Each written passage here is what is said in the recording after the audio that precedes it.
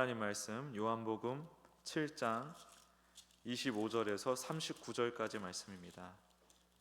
요한복음 7장 25절 신약성경 155페이지, 제가 가진 성경으로는 155페이지입니다. 25절부터 39절까지 말씀 같이 읽겠습니다. 시작. 예루살렘 사람 중에서 어떤 사람이 말하되 이는 그들이 죽이고자 하는 그 사람이 아니냐. 보라, 드러나게 말하되 그들이 아무 말도 아니하는도다. 당국자들은 이 사람을 참으로 그리스도인 줄 알았는가. 그러나 우리는 이 사람이 어디서 왔는지 아노라. 그리스도께서 오실 때에는 어디서 오시는지 아는 자가 없으리라 하는지라. 예수께서 성전에서 가르치시며 외쳐 이르시되 너희가 나를 알고 내가 어디서 온 것도 알거니와 내가 스스로 온 것이 아니니라. 나를 보내신 이는 참되시니 너희는 그를 알지 못하나 나는 아노니 이는 내가 그에게서 났고 그가 나를 보내셨음이라 하시니 그들이 예수를 잡고자 하나 손을 대는 자가 없으니 이는 그의 때가 아직 이르지 아니하였음이로라. 무리 중에 많은 사람이 예수를 믿고 말하되 그리스도께서 오실지라도 그 행하실 표적이 이 사람이 행한 것보다 더 많으랴 하니 예수에 대하여 무리가 수군거리는 것이 바리새인들에게 들린지라. 대제사장들과 바리새인들이 그를 잡으려고 아랫사람들을 보내니 예수께서 이르시되 내가 너희와 함께 조금 더 있다가 나를 보내신 이에게로 돌아가겠노라. 너희가 나를 찾아도 만나지 못할 터이요 나 있는 곳에 오지도 못하리라 하시니 이에 유대인들이 서로 묻되 이 사람이 어디로 가기에 우리가 그를 만나지 못하리요. 헬라인 중에 흩어져 사는 자들에게로 가서 헬라인을 가르칠 터인가. 나를 찾아도 만나지 못할 터이요 나 있는 곳에 오지도 못하리라 한 이 말이 무슨 말이냐 하니라. 명절 끝날 곧 큰 날에 예수께서 서서 외쳐 이르시되 누구든지 목마르거든 내게로 와서 마시라. 나를 믿는 자는 성경의 이름과 같이 그 배에서 생수의 강이 흘러나오리라 하시니 이는 그를 믿는 자들이 받을 성령을 가리켜 말씀하신 것이라.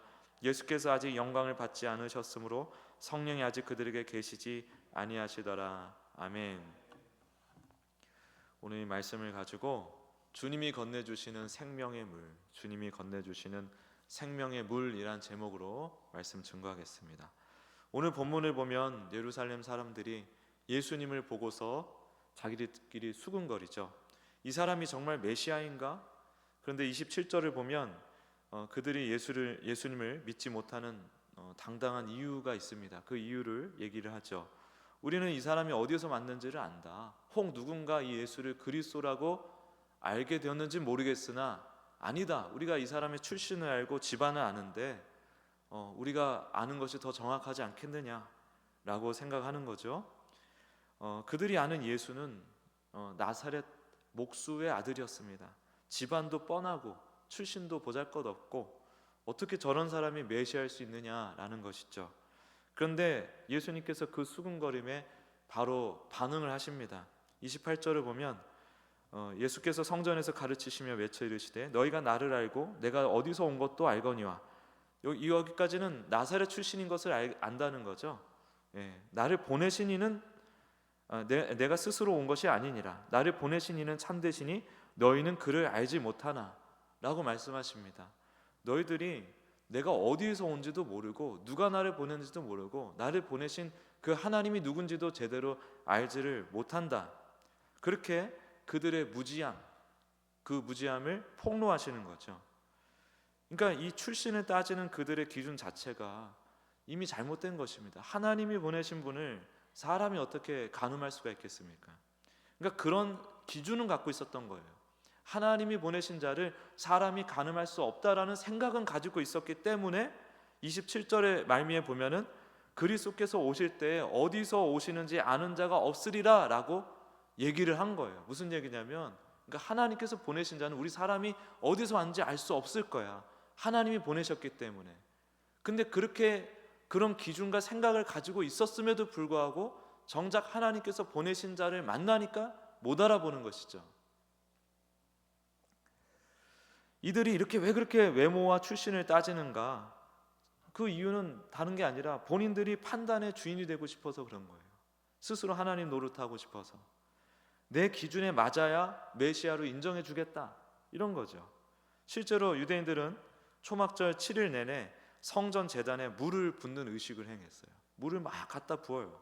이 물 붓기 의식이 광야에서 반석으로부터 물을 내주신 이 목말라 가지고 막 죽으려고 하니까 그걸 간구하니까 하나님께서 물을 막 내주시지 않았습니까? 광야에서. 그런 하나님의 은혜를 기념하는 의식이었어요. 그리고 또 하나는 뭐냐면 메시아 시대에 하나님이 생수를 넘치도록 부어주시기를 간구하는 종말론적인 소망의 표현이었어요. 그런데 이것은 굉장히 율법주의적인 접근이라는 거죠. 우리가 이만큼 정성을 쏟고 율법을 지키는 이것을 통해서 하나님께서 우리에게 은혜를 주시길 원하노라 라는 생각이었다는 것입니다. 그리고 그들은 그렇게 정성을 쏟고 율법을 지키면서 자신들이 하나님 앞에 충분히 준비된 사람이라는 확신을, 메시아를 충분히 맞이할 만한 사람이라는 확신을 조금씩 스스로 쌓아갔어요. 스스로의 자격을 스스로 쌓아갔어요. 문제는 그 확신이 어느 순간 하나님과의 거래의 언어로 바뀐다는 것이죠. 우리가 이만큼 드리고 이만큼 노력하고 이만큼 열심을 냈으니까 하나님도 우리가 납득할 수 있는 방식으로 응답하셔야 합니다. 정성이 기대가 되고 기대가 요구가 되고 요구가 나중에는 결국 하나님을 판단하는 기준이 되어버립니다. 메시아를 기다리는 사람들이 어느새 메시아를 판단하는 사람이 되어 있는 거예요. 그렇게 스스로 심사관이 됐죠. 심사관이 된 그들 앞에 나타난 예수님은 그들 눈에 봤을 때는 아무리 봐도 기준 미달이에요. 기준 미달. 화려한 등장도 없고요, 집안이 뭐 대단한 것도 아니고요, 납득할 만한 어떤 배경이 하나도 없는 거예요. 초라한 나사렛 출신이라는 사실, 그것은 그들에게 매우 중요했는데 왜 중요했냐면 그가 나사렛 출신이었기 때문에 안도를 할 수 있었어요. 예수 그리스도가 나사렛 출신이었기 때문에 안도할 수 있었어요. 자신들이 쏟아온 열심, 7일 내내 드리는 정성, 그리고 계속 일상 속에서 율법주의적으로 율법을 계속 열심히 지켜내는 그 노력을 헛되게 하지 않으려면 예수님은 메시아가 아니어야 했습니다. 왜? 메시아는 그 노력이 헛되다고 말씀하시는 분이니까. 예수님이 진짜 그리스도시면은 자신들의 그 공로가 다 헛된 게 되는 거잖아요. 그러니까 예수님이 초라한 나사렛 출신으로 딱 그냥 못 박아 버려야만 그들이 수치, 부끄러움을 겪지 않는 것이죠. 자신들이 행했던 것들이 헛된 것이라는 것을 인정할 필요가 없는 것이죠. 그래서 나사렛 출신이라는 그 사실을 이들이 꽉 붙들고 있는 거예요. 놓고 싶지 않아서, 놓아서는 안 되니까 자신들이 쌓은 것을 지키기 위한 보루같이 여겼던 것이죠. 나사렛 출신이라는 거. 그 뒤에 서서, 그러한 사실, 관계 뒤에 서서 그들은 주님을 밀어내고 부정하고 심지어 죽이려고까지 하는 것입니다. 왜요? 자존심 지키려고. 이렇게 자신의 삶, 자신의 율법주의적인 그런 부당한, 하나님 앞에 부당한 태도들, 이런 것들을 정당화하면서 예수님을 오히려 죽이려 했던 그 정당화, 합리화의 본능, 이것이 과연 유대인들만의 것일까? 우리도 일상을 살다 보면 그런 날이 있습니다. 이건 이제 좀 구체적인 우리 일상으로 들어가 보면 더 사랑할 수 있었는데 그러지 못한 날, 더 참았으면 됐는데 끝내 울컥해버린 날, 버럭해버린 날, 따뜻하게 말 한마디 건넬 수 있었는데 차갑게 무시해버린 날, 그런 순간들이 또 우리에게 있어요. 잘 사는 것 같다가도, 관계가 잘 쌓여져 가는 것 같다가도 갑자기 쓸데없는 오해와 또 그 잘못된, 그러니까 오해죠. 오해로 인해서 서로 분노를 하고 관계가 막 틀어져 버리고, 그런 식으로 공든탑이 계속 와르르 무너지는 것 같은, 일과 관계에 있어서 와르르 무너지는 것 같은 그런 순간들이 있단 말이죠. 근데 그때 우리도 정당화한단 말이에요. 정당화. 상대가 먼저 어떤 잘못을 했는지, 혹은 내가 얼마나 피곤하고 지쳐 있었는지, 이런 것들을 우리가 찾게 되어 있습니다. 논리는 충분하죠. 근데 이런 유대인들과 우리 성도들의 차이점이 있어요. 차이점이 좀 있습니다.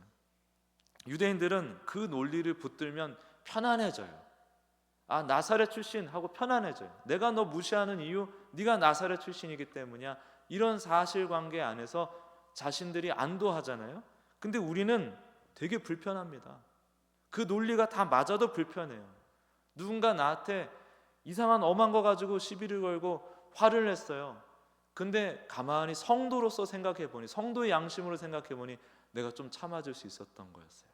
그때 버럭하고 말았지만 내가 참아줄 수 있었던 거였어요. 좀 인내할 수 있었던 거였어요. 그런 것들 때문에 논리가 다 맞지만, 내가 화를 낸 정당한 명분이 있었지만은 마음이 불편한 거예요. 마음 어딘가에서는 알고 있었기 때문에 더 참을 수 있었고, 더 품을 수 있었고, 더 잘할 수 있었고, 더 그리스도의 사람답게 할 수 있었는데 못했잖아요. 그 알미, 내가 그리스도의 사람으로서 알고 있는 그 알미 나에게 수치심을 주는 거죠.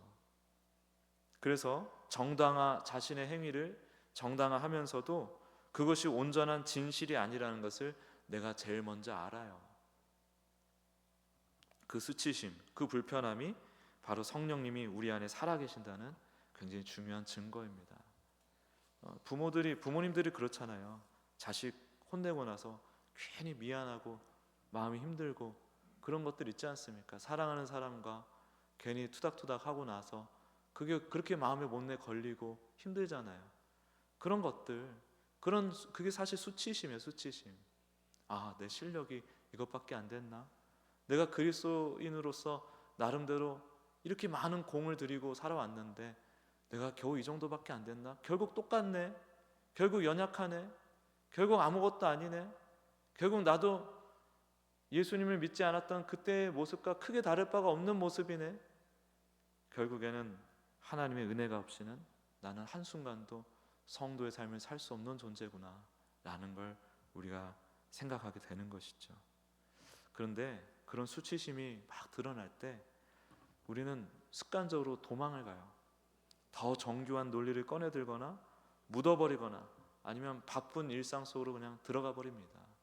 그래서 유대인들이 나사렛 출신이라는 논리 뒤에 끝까지 숨었던 것처럼 우리도 그 수치심을 정면으로 마주하기를 피해요.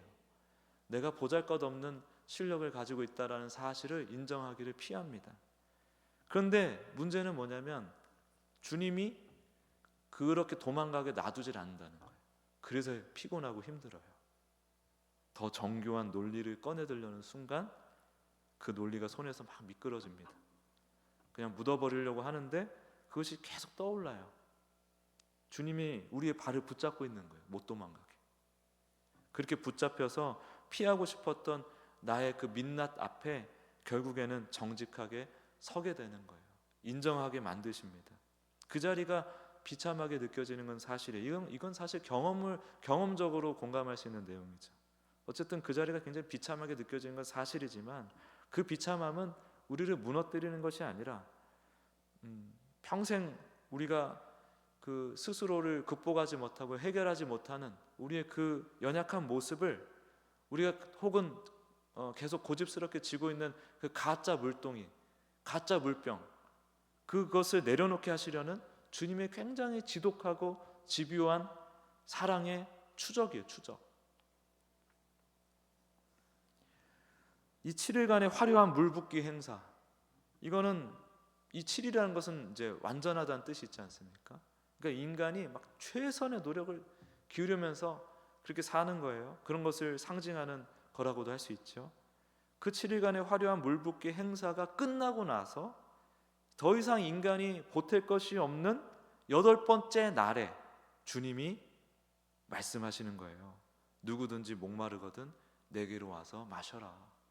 그 목마름을 느끼는 자, 그 자는 어떤 생각을 하게 되겠습니까? 나는 아무것도 아닙니다. 나는 어떤 것도 할 수가 없습니다. 처절하게 파산 선고를 할 수밖에 없는 거예요. 내 영혼의 파산 선고. 그 자에게 말씀하시는 거예요. 7일 동안 물붓기를 다 했지만 이제 끝났어요. 그런 자에게 8일째, 하나님의 숫자죠. 8일째에 주님께서 말씀하시는 거예요. 누구든지 목마르거든 내게로 와서 마셔라. 우리의 어떤 나 자신을 하나님으로 계속 모시며 사는 그 열심과 최선이 무너지고 나의 민낯이 드러날 때 바로 그때 우리는 비로소 하나님의 그 하늘의 생수가 내 마음에 부어지는 그 은혜를 누릴 수가 있습니다. 39절을 보시면 이 생수가 뭐라고 뭐라고 말씀하고 있죠? 이 생수를 뭐라고? 바로 성령을 가리켜 말씀하신 것이라 라고 말씀하고 있죠. 그들이 7일 내내 물을 부으며 간구했던 것, 메시아 시대에 하나님이 생수를 넘치도록 부어주시리라. 이것은 또 굉장히 그 선민의식이 담겨있는 기대였죠. 유대인들의, 우리 유대 민족을, 이스라엘 민족을 정말 부강하게 하시고 세계에서 으뜸되는 민족이 되게 하시고, 이제 그런 것들을 이렇게 대입을 해가지고 그렇게 소망을 품었을 것입니다. 근데 요한이 이들이 받을 이 생수가 무엇이냐? 성령이다. 성령이라고 얘기를 해요. 그들은 몰랐어요. 자신들이 그토록 간절히 기다리던 그 생수가 어디서 흘러나오는 생수예요? 사실은 하나님께로부터 흘러나오는 생수잖아요. 성령 그 자체이시기도 하고 하나님으로부터 흘러나오는 성령이시잖아요. 생명이잖아요. 근데 그 생명의 근원 대신 예수 그리스도가 와 있는데, 그 생수를 구하던 자들이 그게 어떤 기대였는지 사실상 자신들의 욕망을 투영한 것이기 때문에 우리 하나님의 자녀들, 그리스도인들이 이해하고 있는 그 생수랑은 다른 것이긴 하지만, 어쨌든 구하고 있던 그 생수의 근원 되시는 예수님이 계신데, 그 예수님을 밀어내고 그 예수님부터 흘러나오는 그 성령을 오히려 밀어내고 있었던 거 아닙니까? 예수님을 밀어내면서 그 생수 또한 모르고 지나가고, 그 생수가 뭔지도 모르고 부인하고 있었던 거 아닙니까? 그러니까 이게 얼마나 어리석은 거예요. 그러니까 인간의 이 7일간의 열심, 이 생애 동안에 자신의 그 삶을 운영하고 나름대로 뭔가 막 잘해보려고 하는 그 모든 노력들이 얼마나 이게 참 허망한 것입니까? 모르기도 하고, 이게 그 창세기 1장에서 나오는 허무와 혼돈, 어둠, 저는 그거라고 보는 거예요. 인간의 이 노력, 인간의 삶이라는 게 결국에는 허무하고 혼돈스럽고 어둠일 뿐이라는 거죠. 자, 이 생명의 물을 우리가 마셔야 되는데, 이 생명의 물을 마신다는 건 바로 내 안이 텅 비었다는 것을 주님 앞에 인정하는 거예요. 그리고 우리 스스로 그것을 인정하기가 너무 어렵기 때문에 하나님께서 때때로 그렇게 우리의 민낯을 드러내는 순간을 이렇게 경험하게 해주시는 거예요. 그런 자리에서 우리가 다른 생각을 할 게 아니라 막 좀 억울하기도 하고 분하기도 하고 나름의 이유가 있기도 하고 했지만은 그 수치스러운 그 순간에, 좀 좌절스러운 그런 순간에 내가 해야 될 건 뭐냐면, 내가 정말 이 정도밖에 안 되는 존재입니다. 예수님 아니면 저는 도무지 살 수가 없습니다. 성도로서 살 수 없습니다. 라고 고백하는 것입니다. 여러분 어떠세요? 그런 순간들이 혹시 있으세요? 일하면서 가족관계, 친구관계, 어떤 관계들 속에서 혹시 내가 정말 그리스도인으로서 잘하고 있습니까? 잘하려고 했는데 잘 안 되던 순간들이 또 있습니까? 그런 순간이 있던 분들, 그런 순간을 경험했던 분들에게 오늘의 말씀이 굉장히 유효할 거라고 생각합니다. 하나님이 이 순간을 통해서 말씀하시는 거예요. 그 민낯을 드러내시는 하나님께서 우리를 찾아오사 말씀하시는 거예요. 너가 쥐고 있는 그 물동이, 생수 내려놓고 버리고 내가 주는 것을, 나를 의존하고 나의 도움을 받아 살아라. 오직 내가 주는 은혜 안에서 살아라 라는 것이죠. 그러려면 우리가 먼저 부서지고 무너지고 넘어지고 자빠지는 게 필요한 것입니다. 그래서 예수님을 모르는 자들은 그게 굉장히 힘든 일이기만 한 거지만, 우리는 그 모든 순간들이, 모든 그 고난과 시련과 또 부끄러움의 순간들이 다 그 예수님께로 나아가고 항복하게 된 소중한 계기이자 자원이 되는 것입니다. 주님 앞에 우리가 이렇게 얘기해야 됩니다. 주님, 도와주세요. 도와주세요. 저 좀 도와주세요. 더 참을 수 있었는데 못했고, 더 품을 수 있었는데 못했고, 그러지 못했던 저를 불쌍히 여겨주세요.